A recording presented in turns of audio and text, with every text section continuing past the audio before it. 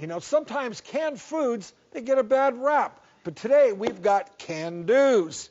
You need to know with foodie and author of Party in Your Plants, Talia Pollock. Hi there, Talia, and welcome to the show.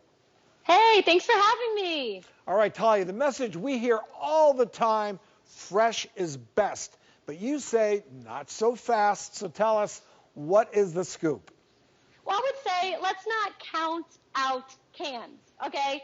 Cans make life easier, they're practical, they're cheap, and they're storable for ages. I mean, I have so many cans, I'm like preparing for an apocalypse in my pantry, so they're really practical. We know where to go. Be savvy. Yeah, right? Come on over. Oh, yeah. Okay, so Talia, so we're not giving canned advice here. What do we need to look out for? Okay, well, you want to be mindful of the sodium and sugar in these canned goods. If you see that a serving has 20% or more of your daily value of sodium or sugar, I would shelf that. Okay. And be mindful, read the ingredients. For example, I was looking at beets in the store earlier, and on the ingredients, they actually added sugar as an ingredient to the can of beets. So we want to look at ingredients, no added sugar, especially into single-serving plants. All right, so what tops your list of what you would categorize as good canned goods?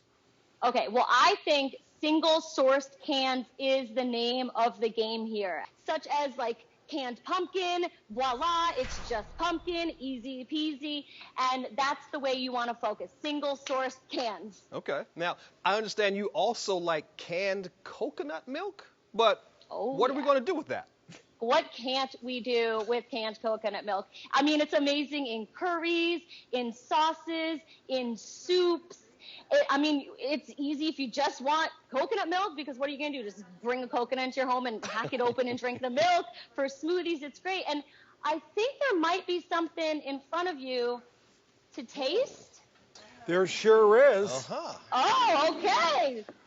I think I know what this is. My daughter makes these at home. Go ahead, Talia.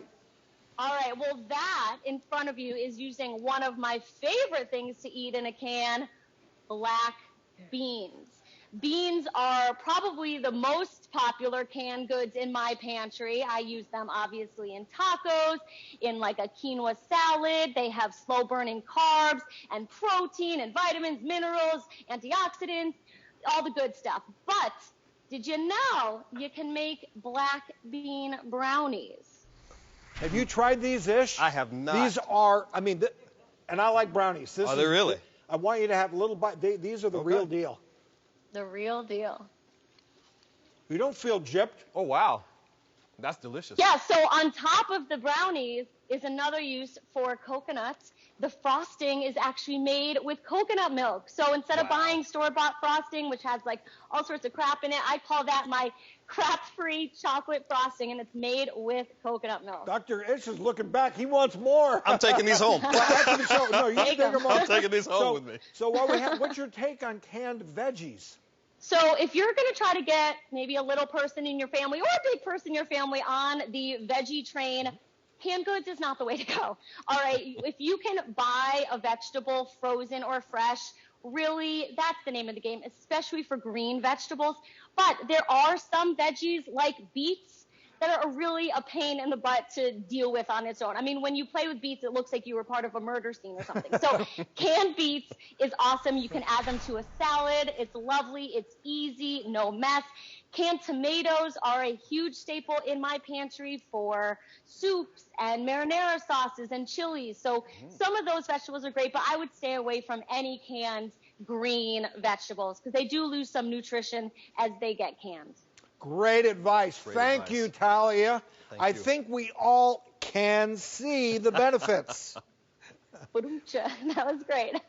Thank you. Talia's black bean brownies and chocolate coconut milk frosting recipes, and let me tell you, they're good, will be on our website at thedoctorstv.com.